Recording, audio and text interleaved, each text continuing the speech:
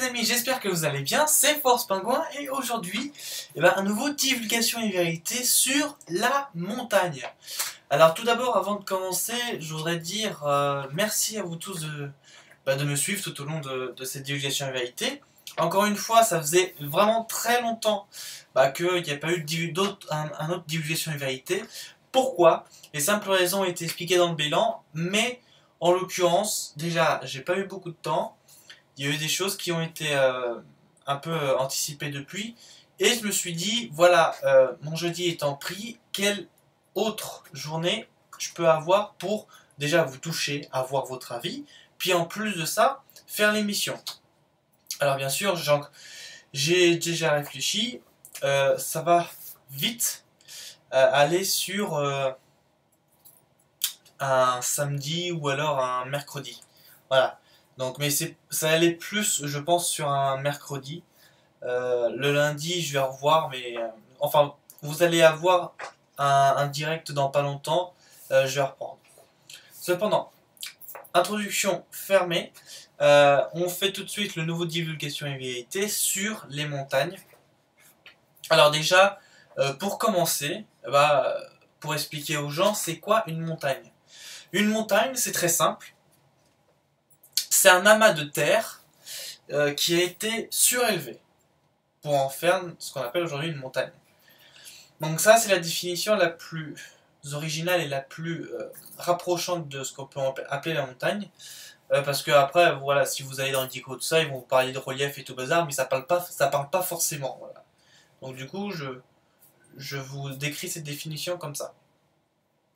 Alors, comment se forme une montagne? Alors avant de vous faire comprendre comment se forme une montagne, je vais vous faire quelques petits cours concernant notre planète et concernant aussi l'histoire des montagnes.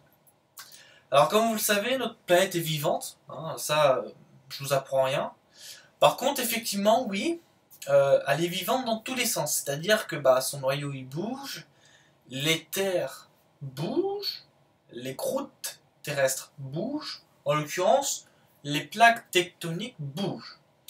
Alors, je vais mettre justement devant vous l'image avec toutes les plaques tectoniques que vous voyez. Donc vous avez la plaque amérindienne, vous avez la plaque pacifique, vous avez la plaque asiatique, la plaque européenne, la plaque méditerranéenne, la plaque arabique, la plaque africaine et d'autres plaques, bien sûr, groenlandaises, etc., etc. Voilà, ça c'est les différentes plaques qui existent sur la planète. Alors, il faut bien prendre en compte, les amis, que une montagne, c'est tout simplement le résultat de rapprochement entre terres. Je vais m'expliquer avec un petit exemple. Si on prend l'Inde, l'Inde c'est vraiment très beau, un pays très, on va dire, très tradition, un pays qui est grand, voilà, qui est notamment une puissance. Ça on va pas en parler. L'Inde avant, elle était située aujourd'hui à l'actuelle Réunion. Donc c'est-à-dire que l'île de la Réunion, qui est français, là, il y a beaucoup d'années en arrière, il y avait quoi? Il y avait l'Inde. Voilà. Et après, l'Inde s'est détachée de la Réunion de Madagascar. Après, ils sont habillés. Et l'Inde a remonté.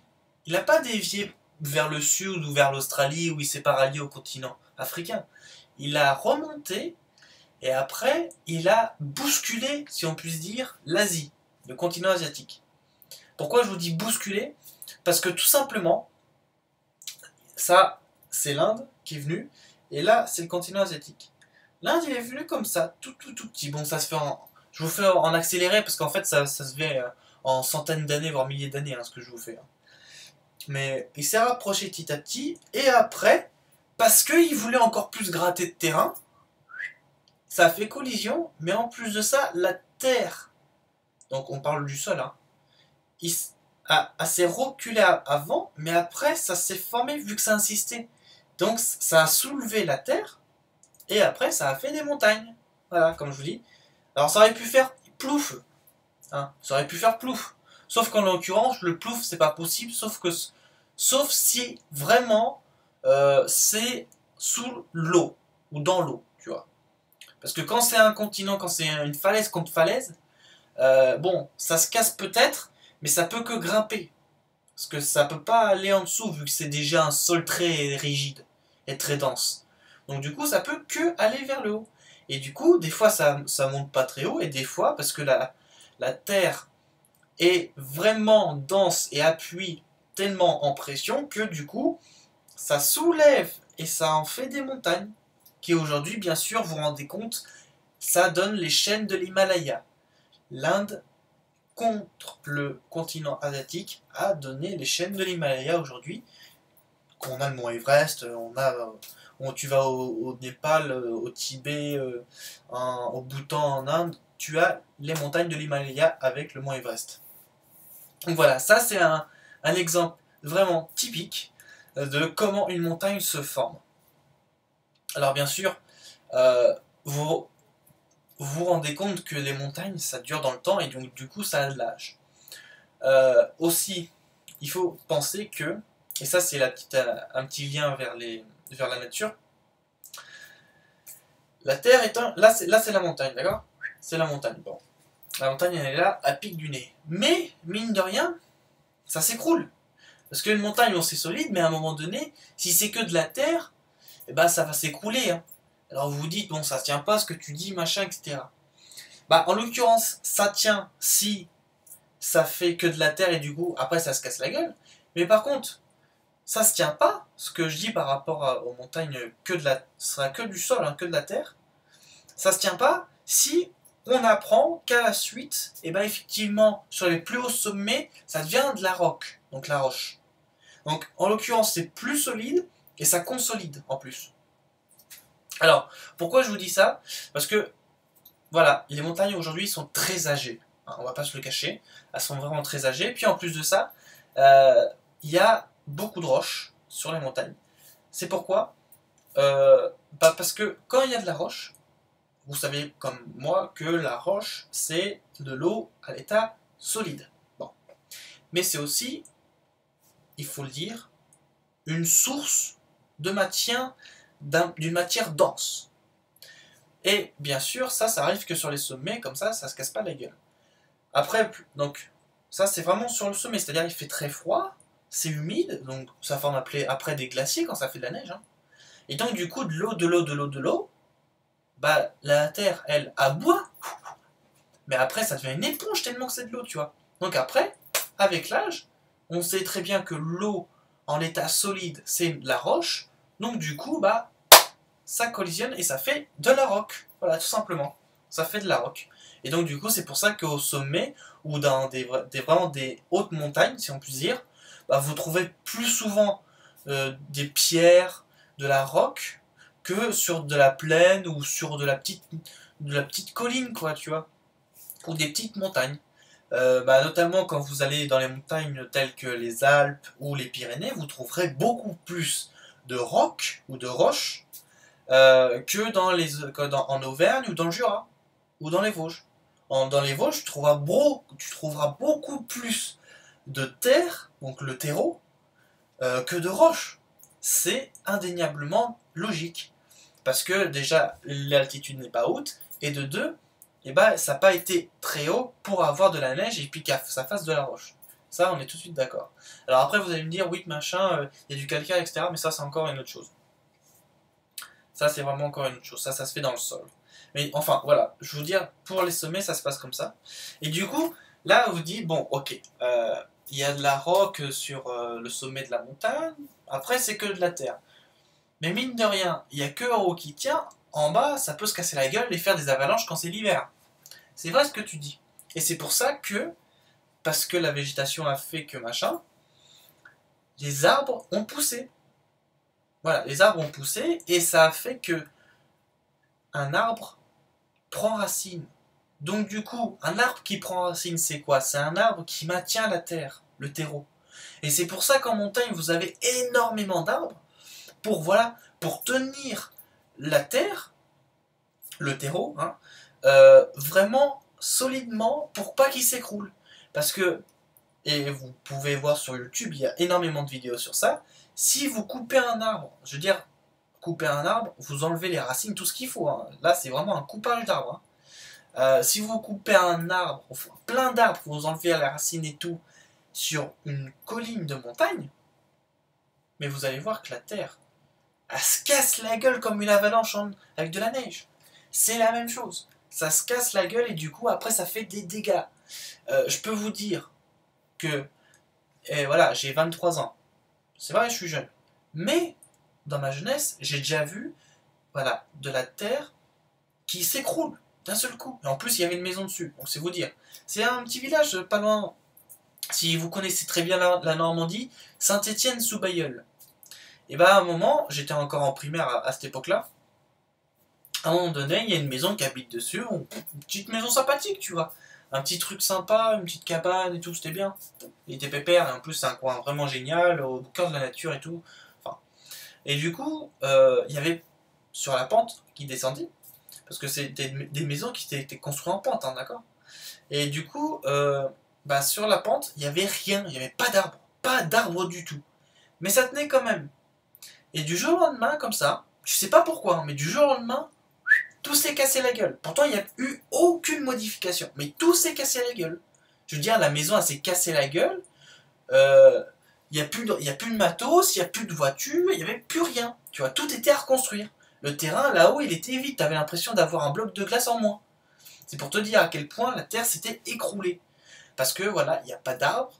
Bon, il y avait une forêt à côté, il y avait une route de l'autre, mais je veux dire, entre les deux, il n'y avait rien. C'était comme un champ d'agriculture.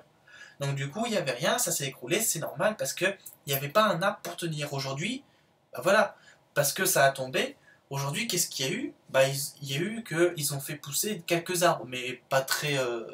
c'est pas très fort non plus, mais voilà, il y a eu quelques arbres qui ont poussé, et du coup, ça a fait que ça maintient le terreau.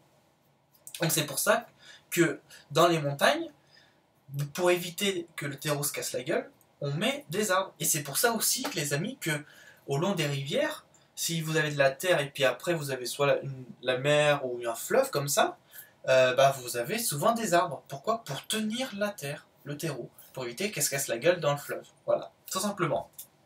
Donc c'est comme ça du coup.